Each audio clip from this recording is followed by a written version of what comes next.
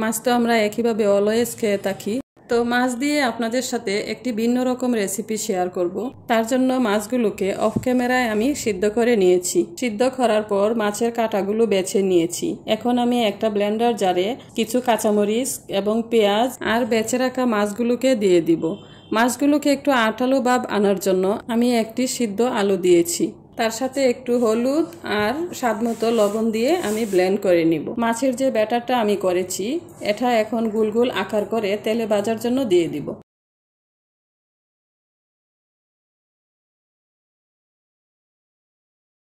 এক সাইড ভাজা হয়ে গেছে, এখন আমি উল্টিয়ে নিচ্ছি।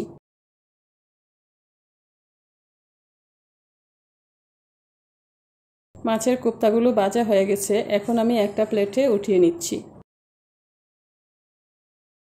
আমার ভাজা শেষ, এখন আমি মূল রেসিপিতে চলে যাচ্ছি। তার জন্য আমি একটা প্যানে পরিমাণ মতো তেল দিয়ে দিলাম আর দিয়ে দিলাম পেঁয়াজ কুচি। পেঁয়াজটাকে কিছুক্ষণ ভাজার পর আমি তাতে দিয়ে দিচ্ছি হলুদ গুঁড়ো, ধনিয়া গুঁড়া, মরিচের গুঁড়া আর একটু জিরার গুঁড়া আর দিয়ে দিলাম স্বাদমতো লবণ। তো কোপ্তাতে নিজস্ব একটা ফ্লেভার আসার জন্য আমি এখানে ব্যবহার করেছি সাদা তিল বাটা। এখন আমি সবগুলো উপকরণকে একসাথে কষিয়ে নিচ্ছি। কিছুক্ষণ কষানো হওয়ার পর তরকারির কালারটাকে একটু ব্রাইট করার জন্য এখানে আমি দিয়ে দিলাম টমেটো সস। তো সব কিছু একসাথে কষানোর পর যখন আমার মশলা থেকে তেল ছেড়ে দিয়েছে তখন আমি দিয়ে দিয়েছি আমার ভেজে রাখা কোপ্তাগুলো। মশলার মধ্যে কিছুক্ষণ কষানোর পরে আমি তাতে পরিমাণ মতো পানি দিয়ে দিলাম যাতে মাখা মাখা একটা ঝোল থাকে।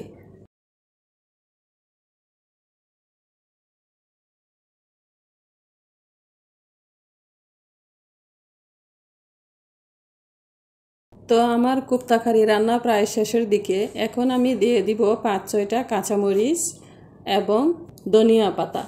ধনিয়া পাতা দেওয়ার পর কিছুক্ষণ জাল করে নেব। তো এখন আমার পরিবেশনের পালা। আমার এই রেসিপিটা যদি আপনাদের কাছে ভালো লাগে তো বাসায় একবার ট্রাই করে দেখবেন, আশা করি ভালো লাগবে। তো ভালো থাকুন, সুস্থ থাকুন, আল্লাহ হাফেজ।